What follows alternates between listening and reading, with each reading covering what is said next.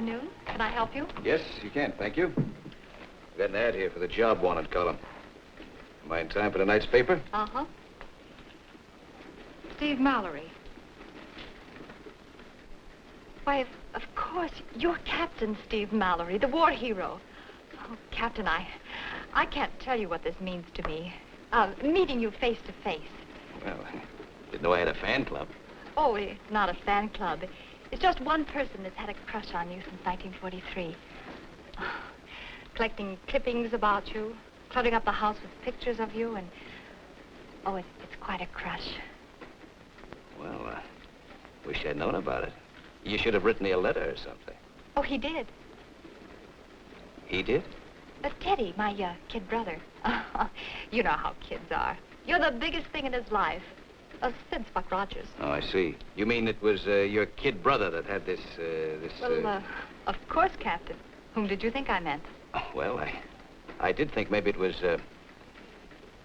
Well, anyway, you can tell your kid brother for me that Captain Mallory is now yesterday's news. That's today's news. Steve Mallory needs a job. Well, brace yourself, Captain, because this is going to be a jolting surprise to you. We're so efficient around here that we can answer your ad even before it appears in the paper. It's as easy as that.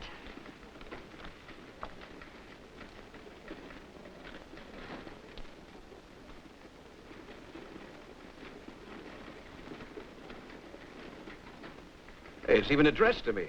Where'd you get this? A man brought it in about an hour ago. It seems our last night's edition ran a picture of you with a story about you being in the city and looking for a job.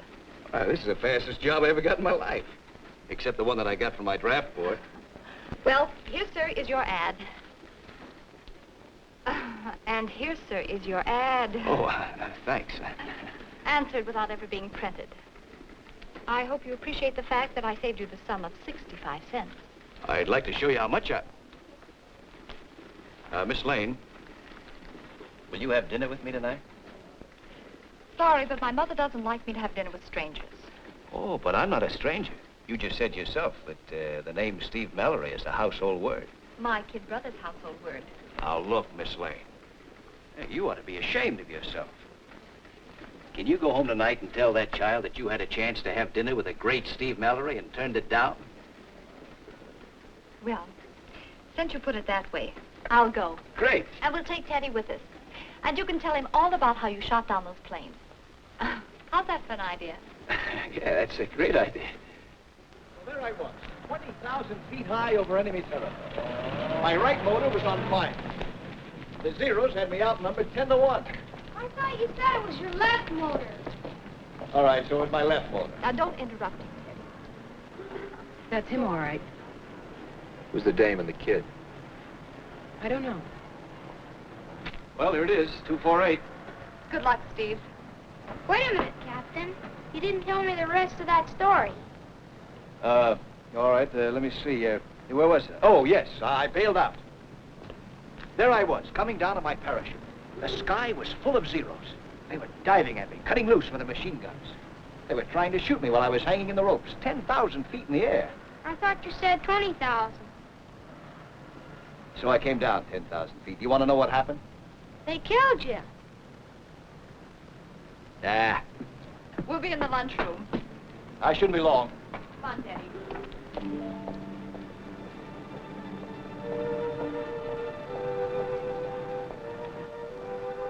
I bet the guy's been giving you the two-time. I don't know. But I'll tell you one thing. I'm going to tail that dame and find out.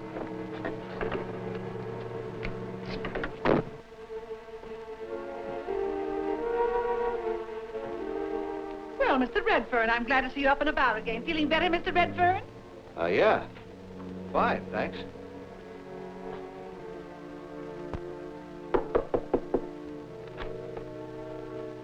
Come in.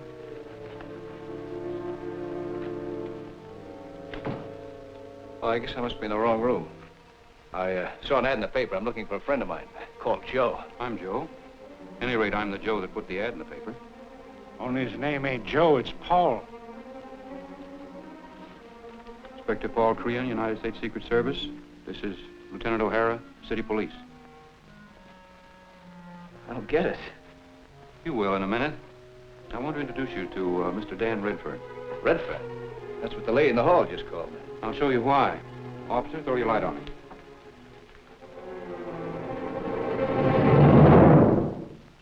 Holy smoke. Looks enough like you to be your twin brother, doesn't he? Ever see that face before? Every day. In the mirror when I shave. What's the matter with him? The doctor said it was poison. Tried to kill himself when we came to arrest him. He didn't want to go back to San Quentin again. Again? Dan Redfern just spent 9 years in prison for forgery. He got out 2 weeks ago. We've been tailing him because we wanted these. Those are plates for printing counterfeit $10 bills, and they're probably the most perfect plates I've seen in the 10 years I've been in the Secret Service. A lot of work went into making those plates. Redfern worked on them the whole time he was in prison, every secret moment he could spare. Then his cellmate tipped us off the day he got out. Sit down. How do I fit into all this? I saw your picture in the paper last night. You look so much like Dan Redfern, it gave me an idea.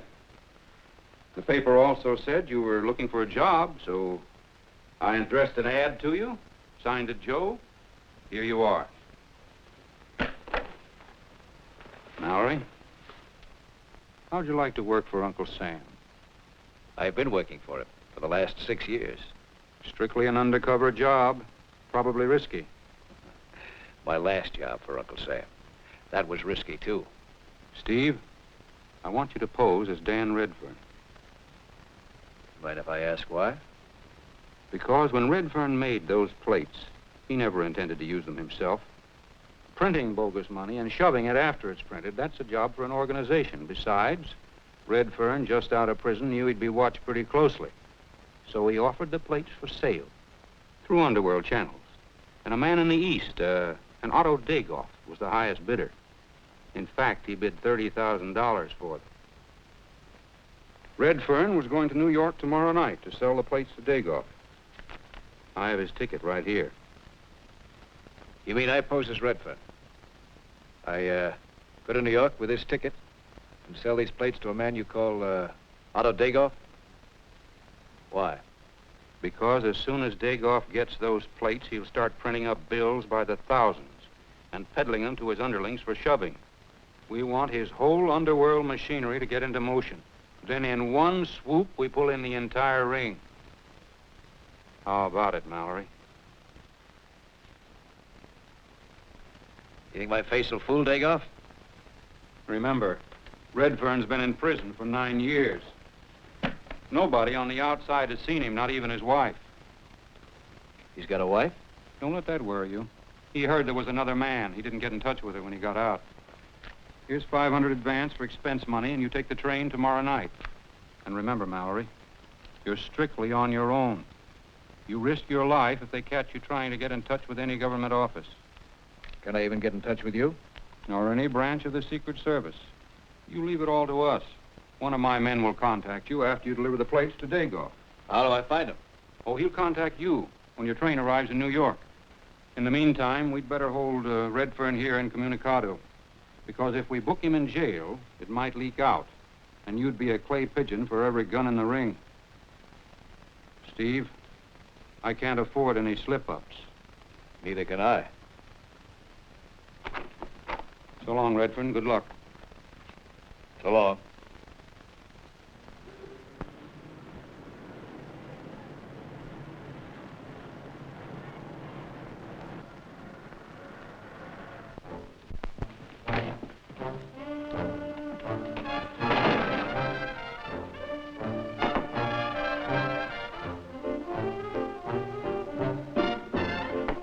Hi, Cat. You nailed the job? Yep. What kind of a job? Exciting? Well, I guess you could call it that. Working as a smuggler. A what? Smuggler? Who are you gonna smuggle for, Cap? School kids. I'm gonna smuggle ice cream and candy. My school kids. What do you have? Oh, some coffee, I guess.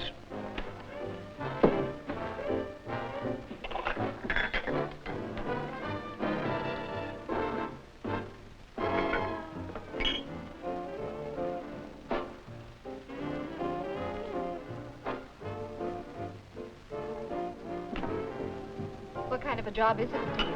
I'm taking tomorrow night's train, the Overland Limited. I have to see a man in New York. Will you work in New York? Maybe, but not for long. Where'd you get this? The lady told me to give it to you. The lady that just went out. Be right back.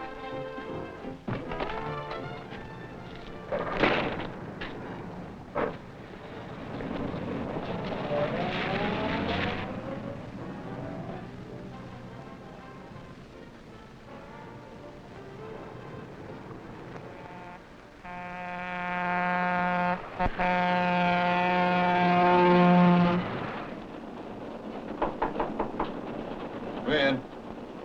Dan. Oh, Dan. Hey, I better wait outside. After all, the poor guy's been in stir 9 years. I'll be right out here. Just call.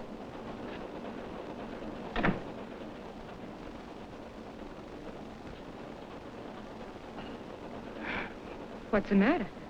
Matter? Nothing's the matter. Why? You don't seem very glad to see me. Is it that dame? What day? The one last night with the kid. Who is she? Look, I'd rather not talk about it. Okay. I hear that you've got another guy. You mean Witzel? Are you kidding? We were only working together. Cops got wise, and Benny and I had to lay low. But not Witzel. They didn't have him tagged. So we had to keep away from him. You believe me? Maybe. Well, it's the truth, honey. Benny and I figured you'd be watched by a parole officer when you got out. I was even afraid to write you. They might trace the letter. I got yours, though. That's great news. How much are they paying you for it? How do you mean? The plates. Haven't you got the plates? Oh, yeah. How much is Dagoff paying? 30 G's. Only 30? Well, even Witzel could pay 20. With Dagoff's connections, he could make a couple of million. And he wants to pay you 30. Still a lot of dough. When you've been in jail for 9 years. You changed, Dan. Huh? How do you mean? I don't know.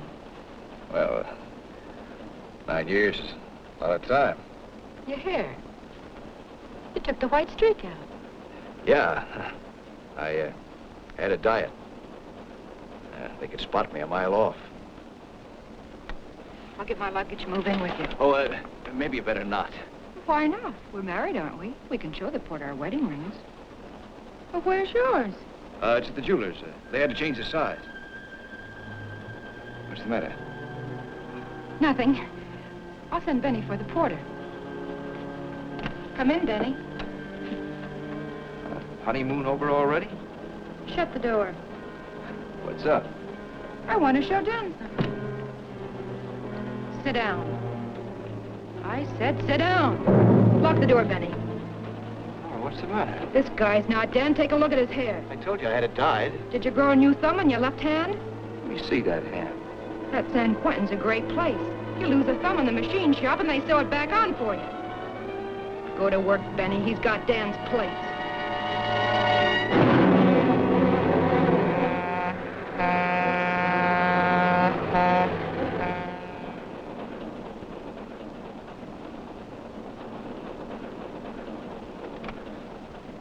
Did you ring for me, sir? Yeah. You make any stop the last 20 minutes? Yes, sir. Sacramento, 10 minutes ago. You notice a man and woman get off? Blonde and a fellow in a blue striped suit? Well, you must mean the couple from Car 8. They was routed through to New York, but they got off at Sacramento. I understand the lady lost something. Yeah? So did I. How soon can I get off this train? Well, we make a stop at Roseville at 10:58. That's where we take on an extra locomotive to push us up over the mountains. Yeah, we're gonna climb those mountains without me. I got a date back in San Francisco. Your head's hurt. What happened, sir? Fell out of bed.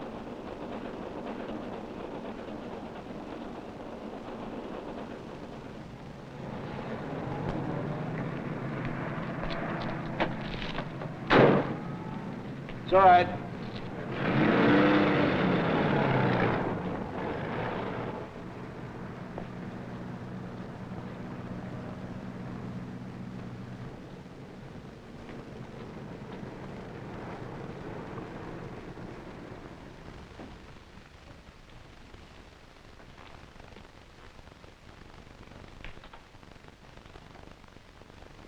Okay, that's enough pictures. Look, it's Mr. Redfern. Come here, you. Well, it's him, all right. I mean, it's the man I saw in the hall night before last. I thought he was Mr. Redfern. What's your name? Mallory, Steve Mallory. What happened to him? He's dead. Poison? Knifed. Knifed 5 times in the chest. But we did find a bottle of poison here. How did you know about it? The night before last, I was here and he was So lying. you killed him, huh? Would I have come back here if I had? You might. You admit being here the night before last, huh? What time? Oh, it was about, It was just after 8, officer. I know because I met him coming down the hall and I thought he was Redfern. And I was just coming downstairs from changing C8. I remember the time because it was... So you were here about the time Redfern was knocked off? when I left, he was still alive. You got witnesses to that, huh? The best you could want. 2 city police officers, a detective named O'Hara, and Inspector Paul Crean of the United States Secret Service. Frisk him. Apparently, you don't believe me. Oh, sure. You toss a few names around and we drop the whole matter. Sure. Does this mean I don't see Inspector Crean? You can send him your address and your cell number. And if he can't get by, you can send flowers. Phone the car on a Sam and get this place cleaned up.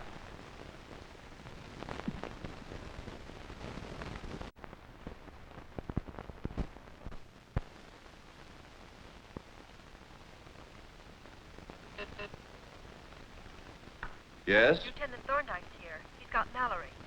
Send them in, please.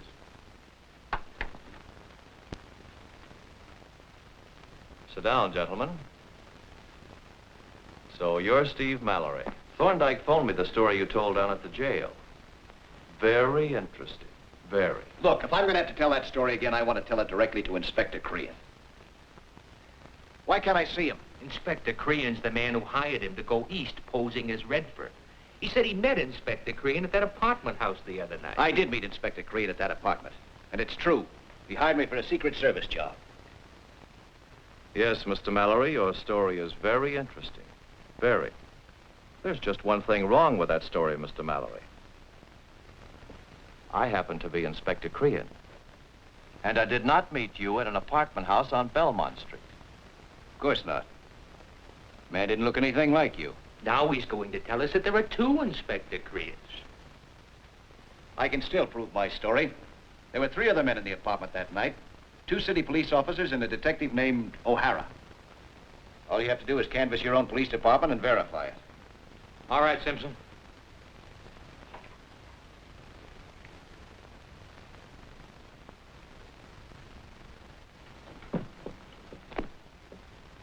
We found these in the closet of apartment B5.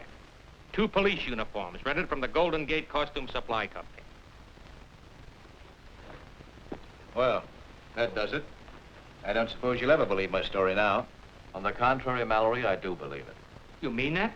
Well, look, a man can think of some pretty fancy alibis when he's facing a murder rap. But nobody could think of an alibi that fantastic. Besides that, I checked Mallory's records. He's okay. Well, thanks. But who's the man that hired me the other night? To take those plates to somebody named Otto Dagoff?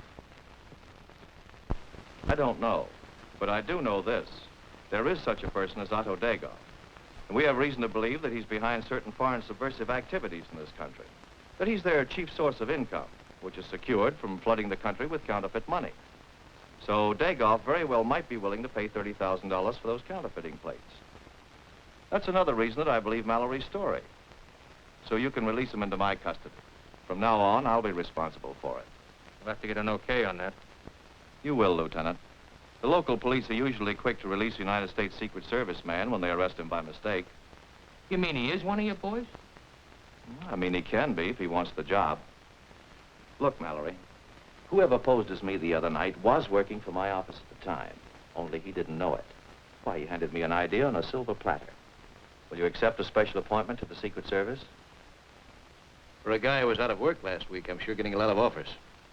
The department, Mallory, has 2 objectives in this case. Get those counterfeiting plates out of circulation and trap Otto Dagoff. Now, one way to accomplish it is this. I'd like to trick Dagoff into believing that Dan Redfern is still alive, still has those plates. Now, that's where you come in. Instead of chasing Dagoff and Laura all over the country, I think I can bring them both out here into a trap. We'll tip off Dagoff that something went wrong, that if he wants those plates, he'd better hop the next plane to San Francisco. He'll come all right, and before, I hope, Laura has a chance to contact him in New York. Now you, posing as Dan Redfern, will be waiting for Dagoff at the apartment. And that's the point where we move in. How about it, Steve? Is it a job? Well, looks like I'm sticking my neck out again, but it's a job. Keep all this under your hat, Lieutenant. I'm sorry to rob you of your #1 murder suspect. All in the day's work, I guess. So long. We've got to work fast. The first step is to get in touch with Dagoff. Yeah, how? Well, I realized that Redfern must have communicated with Dagoff when he made the deal for the plate. So I got in touch with the prison this morning. I find that just before his release, Redfern tipped a prison guard to put this ad in the New York papers, placing it locally. The ad seems innocent enough. The guard had no reason to be suspicious. But they do keep a careful record of these things.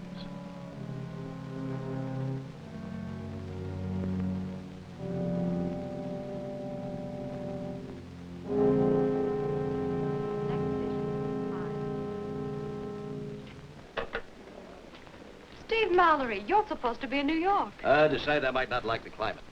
All of a sudden it came to me, like a blow on the head. You quit your job? Somebody beat me out of it, but I got another one, just like that. Will you stay in town this time? Mm-hmm. For the rest of my life. And I hope it's a long one. I got some business for you. Yeah, it's another ad for the personal column. Oh, you're too late for this edition. The classifieds just went to press. It's not for your paper. It's for all your affiliated papers in the state of New York. New York? Uh-huh. Can't you wire it in time for the New York morning editions? Well, certainly, but it's a funny request. You never heard of it before? Well, yes, a couple of weeks ago, there was one sent over from San Quentin Prison. Don't give it another thought on it. I'm not the jailbird that sent it. Uncle Otto, something came up, and I have to stay here at 248 Belmont Street, apartment B5. Take the next plane, bring money for picture. Your nephew. The other one was signed down R2. Don't worry your pretty little head about it, Susie. I'll tell you all about it one of these days. In the meantime, this is just between the two of us. Steve, you're not in any trouble, are you? A little. But it's a better job than the one I had yesterday. This time, I'm working for nicer people. How much do I owe you?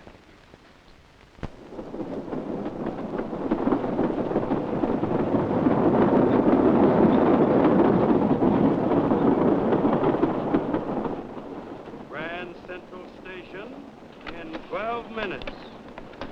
Come on, help me with this. It ought to be in the second section.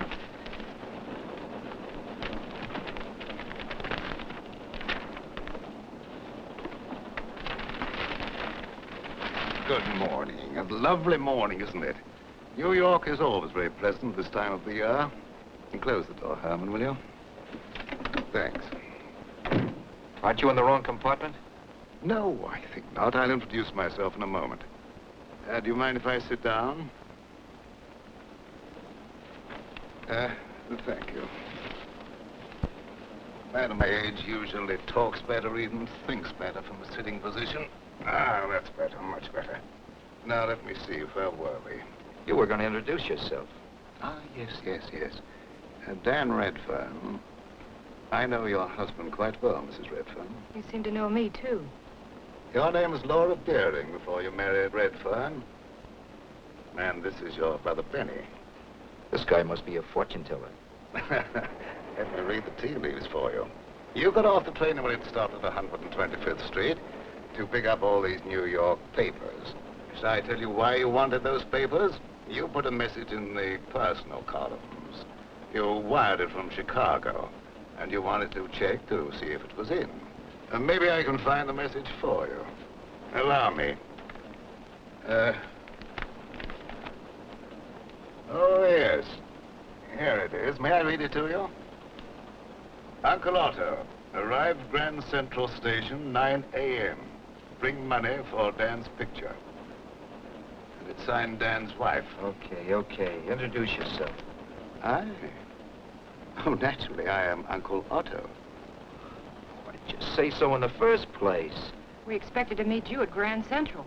My dear young lady, in my business, it's often well not to be where one is expected. You got the dough? If you mean, have I the money for the plates that Dan Redfern made while he was in prison? I have. However, there seems to be some complication. What are you getting at? There's another message in the same paper, in the same column. Let me read you this one. Uncle Otto, something came up and I have to stay here at 248 Belmont Street, apartment B5. Take next plane, bring money for picture. And this is signed your nephew, Dan R. Let me see that. It's all very confusing. One message says that Dan Redfern still has the plates way out in San Francisco, while your message... No, we haven't. Show them to him.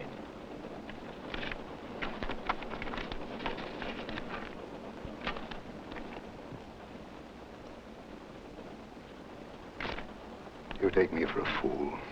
What do you mean? Must I explain the obvious? These are not Dan Redfern's plates. Do I have to tell you that you had imitations made in order to cheat me out of $30,000? Do I have to spend my time listening to a petty thief? Listen, you. Nobody talks to me like that. Nobody. Sit down. Squirt. Sit down, Benny.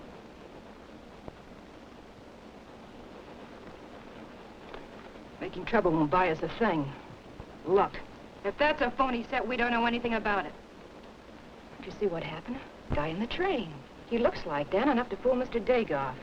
So he phonies up a set, plans on beating Dan East with it and closing the deal. Well, there's no harm done. Apparently Dan Redfern still has the plates in San Francisco. Now, Herman, our plane leaves LaGuardia Field at noon. Wait a minute. How can I be sure those plates are phony? Now that you got them in your pocket, I'm not so sure. Perhaps this will convince you. I'm delighted to have met you both, I'm sure. Herman, the door, please. Look, Mr. Dagoff, you're still going to pay Dan $30,000 for that set. I'd like to fly out to California with you. And do you mind if I ask why, young lady? Because I believe half a man's income belongs to his wife. And I happen to be the man's wife. Oh, of course. And come along, by all means. I'm sure that you and your brother will make charming traveling companions. Let's be on our way, Herman.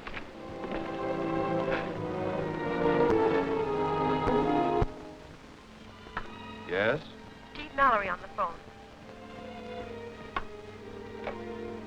Hello, Steve. I'm glad you called. One of my men just came from the airport and tells me that Otto Dagoff arrived from New York tonight. He got off the plane in a party of 4. One of the members of the party was a young woman, a blonde. That could be Laura Redfern. But if it is, that means she contacted him in New York. She would have sold him the plates there. Why would they bother to come back out here? So it's probably not Laura Redfern. Anyhow, we'll have to gamble that it isn't. We'll go ahead as we planned, Steve, and good luck.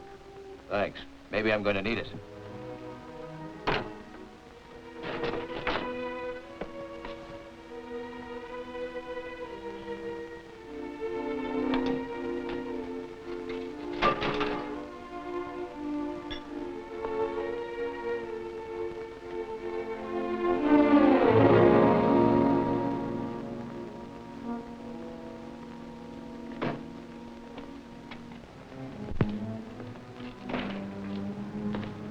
Remember me?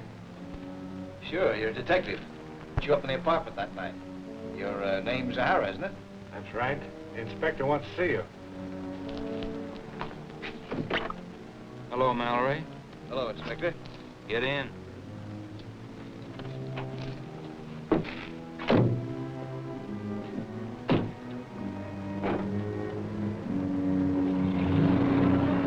That's all I can tell you. The Redfern woman had the plates before I even got back to Sacramento.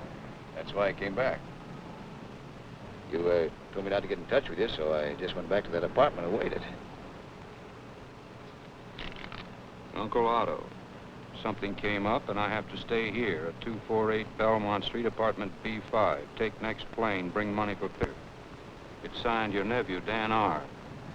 Secret Service office in Washington advised me this appeared in all the New York papers this morning. Do you know anything about it? Yeah, I wrote it myself. I wired it to New York. Why? Well, I thought it would lure Otto Dagoff out here before the Redfern woman could get in touch with him and sell him the plates. I figured it for a stall, see? I thought it'd give us time to find Laura and get the plates back from her. You're a good man, Mallory. We need more men like you in the Secret Service. Another message like this appeared in the New York papers this morning. It was from Laura Redfern to Dagoff. It said she was bringing him the plates. Oh, I see what you mean. My gag didn't work. Dagoff won't come out here now, huh? On the contrary, he may come out here. There's even a chance he will come out here. Don't ask me why. Don't ask him why. Drive us back, O'Hara, and we'll drop off Mr. Murray. You mean my job's finished? Your biggest job is yet to come, Mr. Mallory. With this gun? The law wants Otto Dagoff, Mallory. The law wants him dead or alive. You think it might be dead? Otto Dagoff is a dangerous man. The service expects you to do your duty.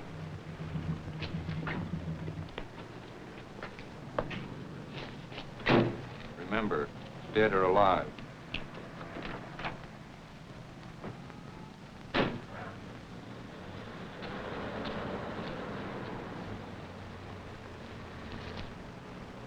I don't trust that guy. If you ask me, he'll still get the plates himself. He's holding out on us. Figures to make his own deal with Dagoff. You're wrong, Al. He was going to make his own deal. He'd have gone on to New York and made it there. No. Laura Redfern snatched the plates, all right. I still don't trust that guy Mallory. He's up to something. Sure he is. That personal he put in the New York papers to Dagoff. How come Steve Mallory knows the way to get in touch with Dagoff? We didn't tell him. Who did? Sure, it's what I mean. He's up to a double cross. Let him run around loose. He won't be on the loose for long, Al. Not when he runs up against Otto Dagoff. You gave Mallory a gun, didn't you? Yeah. I gave him a gun. A gun you couldn't kill a fly with. A gun with a firing pin filed down.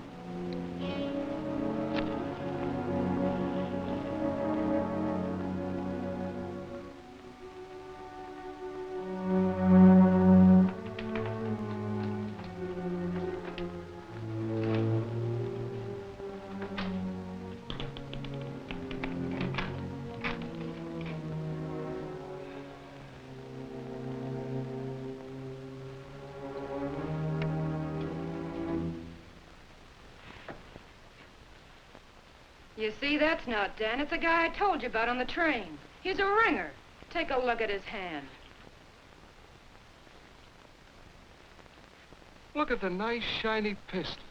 I'll bet he stays up till 9 o'clock every evening just to polish it. Won't you be seated, young man? Oh, man, sit down. Is this the set of plates you were bringing to New York to sell to me for $30,000? If you got them from her, then they're the plates. She's the one that took them away from me, with the help of her brother. Young man, Dan Redfern spent 9 years in prison, every spare secret moment of which he devoted to making a perfect set of plates for the counterfeiting of $10 bills. I want that set of plates. I'm willing to pay a handsome price for it.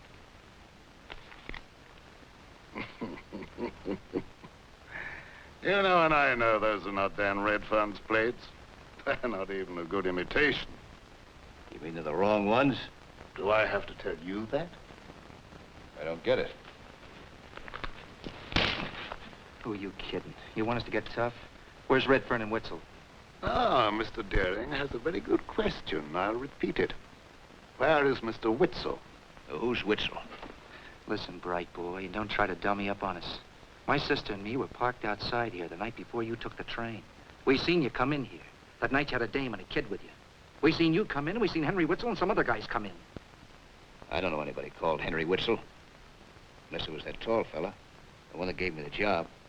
Job? Oh, what job? To pose as Redfern because I look like him.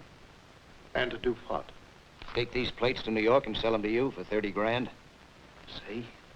What'd I tell you? Witzel offered Redfern 20 grand for the plates, and you bid 30. Witzel couldn't match your bid, so he just snatches them. As a side racket, he makes up a phony set and hires this guy to peddle them to you as the original. Listen, this was all news to me. I was hired to pose as Redfern. I didn't know there were 2 sets of counterfeit plates. Young man, I have a great dislike for people who try to double-cross me. If you have any regard for your health, your future, I'd suggest that you cooperate with me. What he means is, he wants Redfern's original plates. Talk fast, Squirt. Where are they? Well, that fellow you call Henry Witzel. I suppose he's got them. Obviously. So where is Witzel? I don't know. I can make this baby talk. I have a better idea. This guy's got a wife and a kid. You're crazy. I haven't got any wife. Okay, so she's not your wife. Benny and I trailed her. She works in the ad department of the Evening Star. You wouldn't want anything to happen to her, would you, young man? Listen, I'm on the level. I don't know where this guy Witzel is. I didn't even know his name was Witzel till just now. I saw this fellow, the one that hired me, just a little while ago. He's choking me. I can't talk. Oh, Mr. Daring, you're spoiling the young man's tie.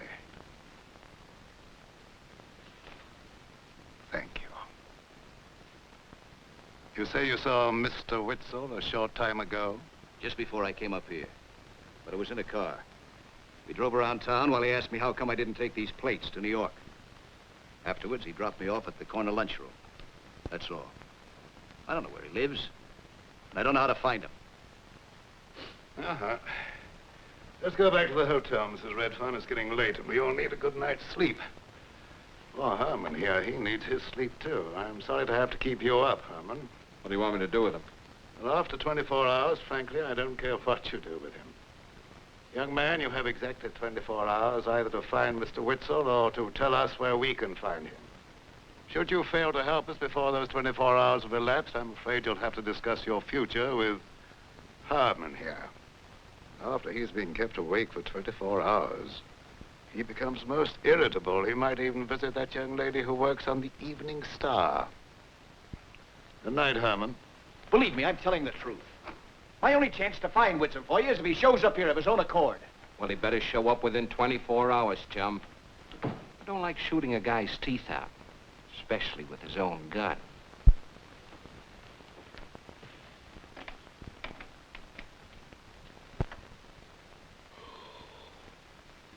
$16. Me, I often wondered what I'd do if I only had 16 hours before I got my face shot off. What I need is a good night's sleep. You're sure keeping me up, chum. You know, I've been thinking. You knock a guy off because he gets out of line. Or he gets in your way. Or he pulls a gun on you. This'll be the first time I ever knock a guy off because I need a good night's sleep. Listen. For the last time, I don't know where this guy Witzel hangs out. I only saw him twice in my life. Once in this room and last night in the car. The only reason I met him is because he put an ad in the paper. I've got an idea. It's about time, chum. Going someplace? To the newspaper office. Oh, would you care to come along? If I let you go alone, chum, Mr. Dagoff would never forgive me.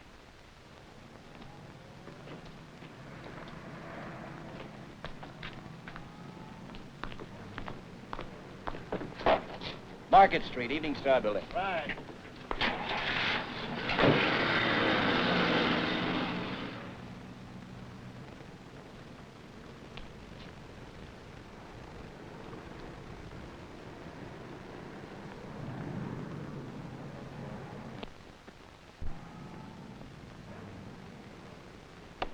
Be sure they make the next edition. Hello, Steve. Glad to see you. Business is dull. Not for me. Susan, this is my cousin from Milwaukee. We go everywhere together. Hello. Can I help you? No, but you can sure help me. And I don't know why I didn't think of this before. You want to place another personal? No, I want to trace one. I want you to find the man that put that first personal in the paper. The one addressed to me. The guy that signed himself, your friend from overseas, Joe. And you don't want to address a personal to him? Can't you just look through your records? He must have left his full name, address, phone number. Will you look? Oh, that's strictly against the rules. But my little brother would never forgive me if I failed you. At last, I found a use for your little brother. Cousin, I don't like to keep reminding you, but Time's a-wasting. I know. Oh, here it is. Full name, Joseph Wills. Phone, Grant 34293. Try to be patient, cousin. I was afraid of that. Chinese laundry. There's an address here. Forget about it. Just be another phony. Susan, I've got to find that man. It's a matter of life and death. Can't you remember something about him? Anything? What did he look like? Well, if he gave a phony name and address. But wait a minute, I do remember something about him. Something that struck me as rather odd. Odd what?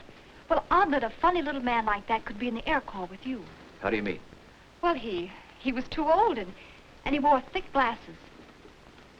Bookkeeper type? Well, maybe. Except he had real dirty fingernails. Do you think he could have been a garage mechanic? Doubt it. But it could have been grease under his nails. Or ink? Or ink. Ink. That could be a printer. A printer with a sideline. You know what I mean? I know what you mean. You're coming with us. Here. But I just can't walk out of the office. Get a gal to relieve you. Just tell him that a friend of yours is dying. That's no lie either. If you don't come along, I will be dying. Ask my cousin. Steve, you're in trouble. Sister, you ain't kidding.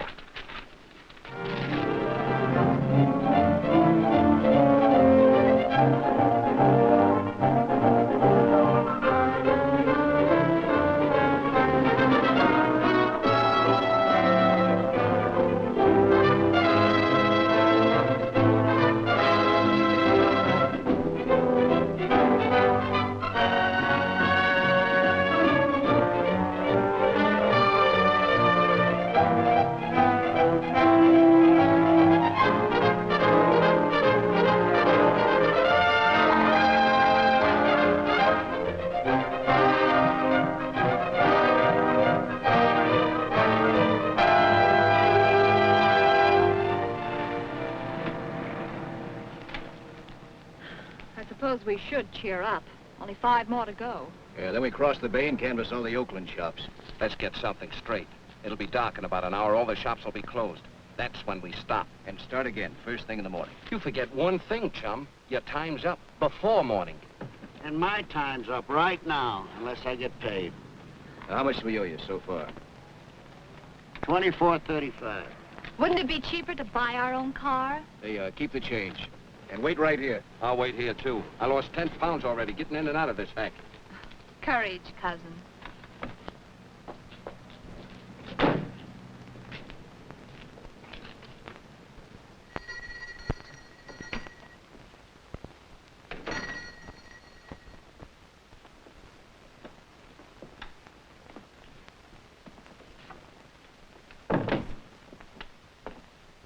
Can I help you? Yes, something in a business letterhead. Ah, show you some samples here. Excuse me for a moment, please.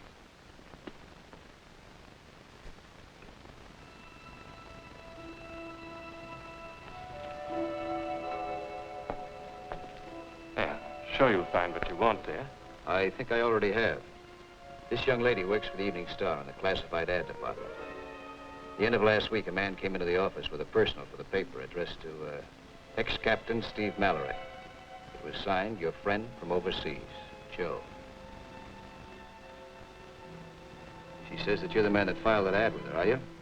Ah, yes. Yes, I placed such a name. I had a feeling I'd seen the young lady somewhere before, when you first came in. I'm Steve Mallory. And you're no friend of mine from overseas. I'd like an explanation. The explanation is quite simple. One of my customers was in the shop that day. He asked me to place the ad. What customer? What's his name? How do I find him? Just can't recall the name offhand. But I could look it up for you on the records. Shall I? I'd appreciate it. It won't take but a minute if you'll wait. I think we'll go with you if you don't mind. But why should I mind? I'm not a bit.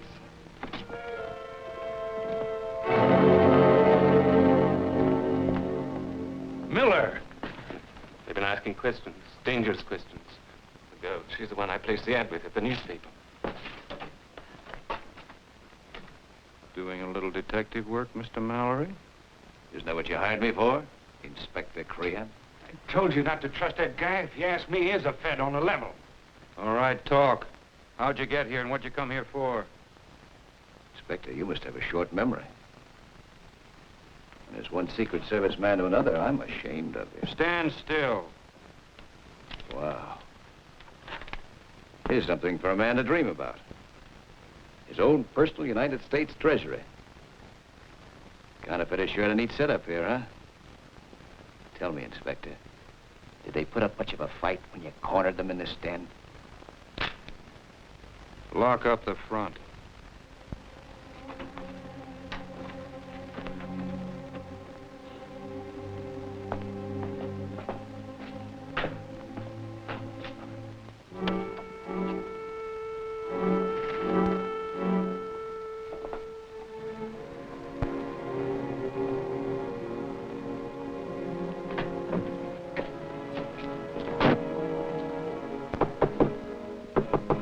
Who's that? How do I know? Am I supposed to know your customers by the way they knock? Take a look.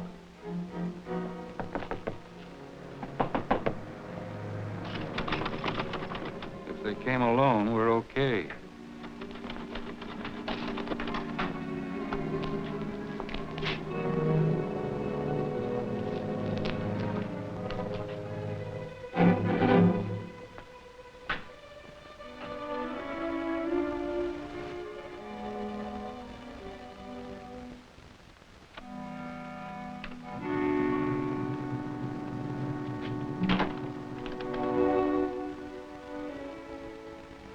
Hello?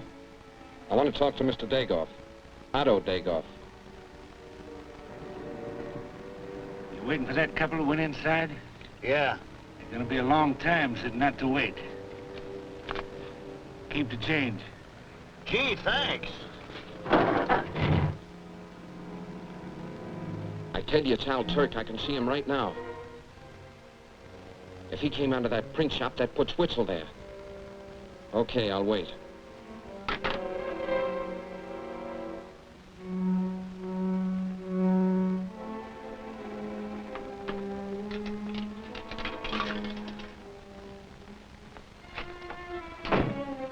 Came in a cab, nobody else in it. Paid off the driver and he beat it. So they came alone. Better take a look out back.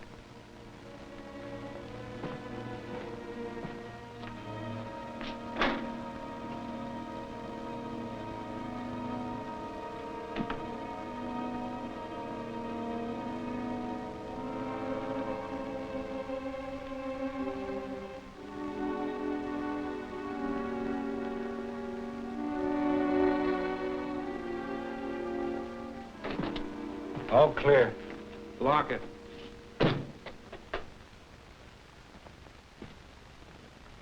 Oh! Stop it! Stop it! Take care of her, Pop. So you're a Fed. Yeah? What makes you think so? I'll ask the questions. Why'd you come here?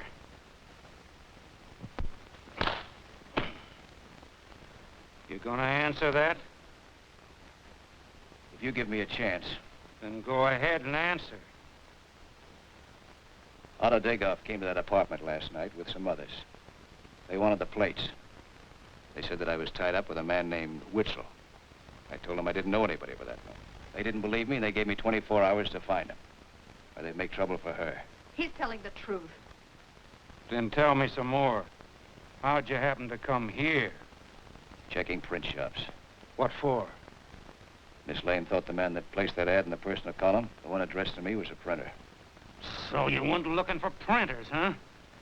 You just said something about ads in personal columns, so answer me this. How come you knew the way to contact Otto Dagoff was to put an ad in a New York paper? It was just a stab in the dark. You're a liar. You're a Fed. Steve!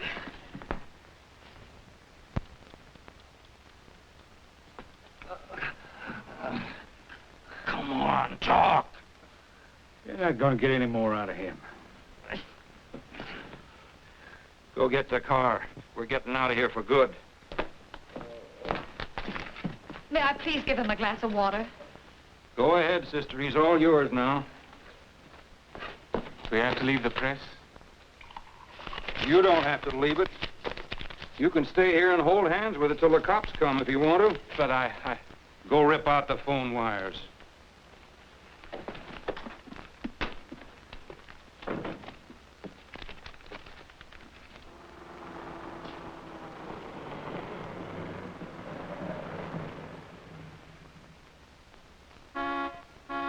Okay, let's go.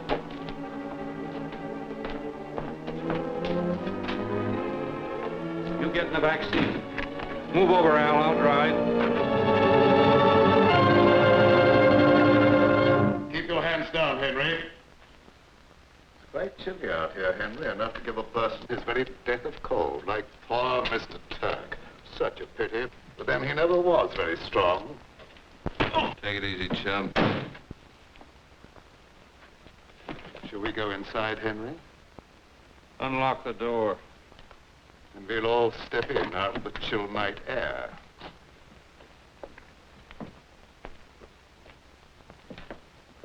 Ah, you found him for me. Thank you, young man. I'm deeply grateful. This is quite cozy, Henry. Nice little hideaway. What do you want, Otto? Do you hear that, Herman? Henry would like to know what I want.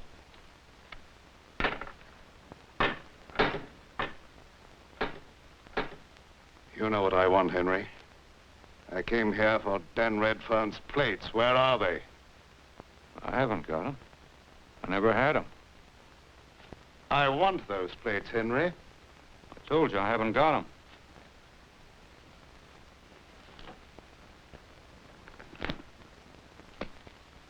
What plates did you use when you printed these? My own. A man named Langdon made them for me. You're lying, Henry. This is a most perfect job. And I think I know the plates that made it. Either you, Henry, or this man is going to tell me where Dan Redfern's plates are. And the man who... I'm a family man. I just work at this little shop. I've done a few odd jobs for Mr. Witzel, but I don't know a thing about what plates were used on that press. Why, you're frightened, aren't you? And I believe you have every reason to be. Because if you don't tell me where Redfern's plates are... He doesn't know any more about it than I do. A family man should be more considerate, or do you carry a very large life insurance policy? Don't, Mr. Dagoff. It's over there. In his coat. You little rat. Take it easy, chum.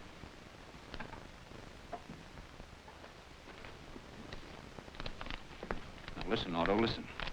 If you want to make a deal, okay. I bought those plates from Dan Redfern. Oh, don't make me laugh, Henry. You stole these plates from Redfern. It's possible that you even killed him for them. And you hired this young man to pose as Redfern, come to New York with the imitation plates to sell to me as the originals. I dislike people who try to cheat me out of $30,000, Henry. Now, wait a minute, Otto. You got this all wrong. Words fail me. Words cannot express how much I dislike you, Henry. Otto, Otto!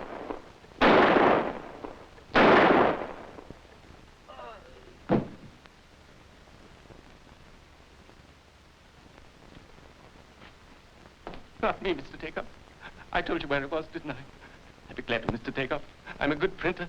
I'd be a valuable man to your organization, Mr. Takeoff. A good, reliable man. Reliable, you say? All right, get hold of that satchel and come along with us. Thank you, Mr. Takeoff. What do you want to do with these two? We'll leave them to you, Herman. Come along, Benny. Take off. I played square with you. You asked me to find this man Witzel, and I did. Now give us a break. Let me take her out of here. Goodbye, young man. It's a pleasure to have met you and your charming young friend here.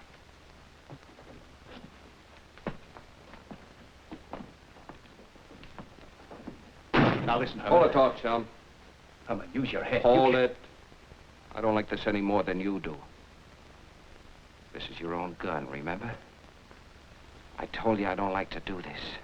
Especially with your own gun.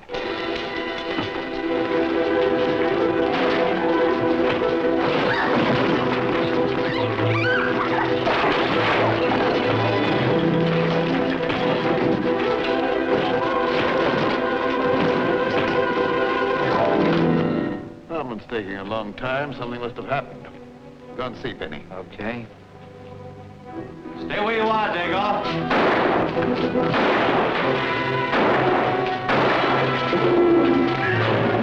Oh, Benny! Oh, Benny.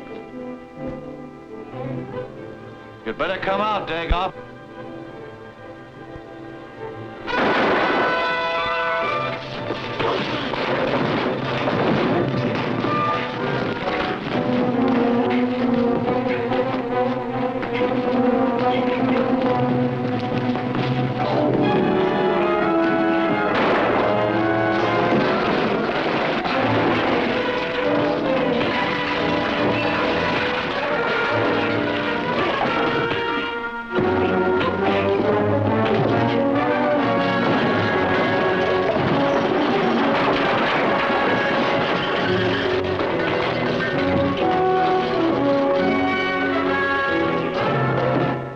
Come out, Dagoff. It's your last chance. I'd like a chance. I'll come out. All right, come out. Keep your hands high.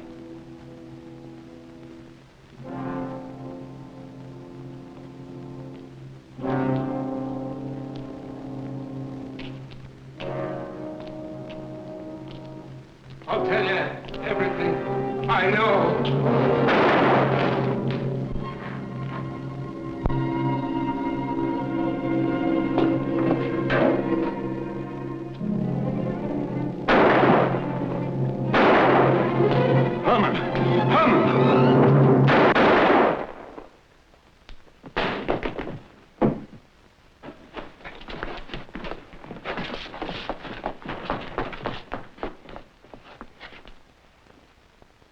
Well, I guess that's the end of a counterfeiter.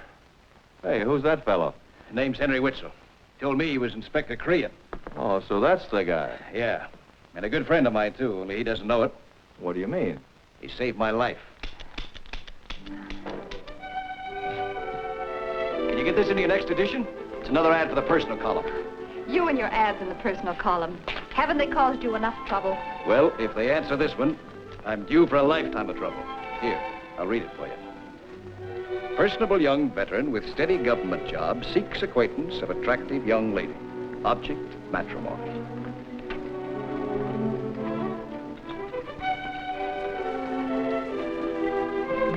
Hey, where you going?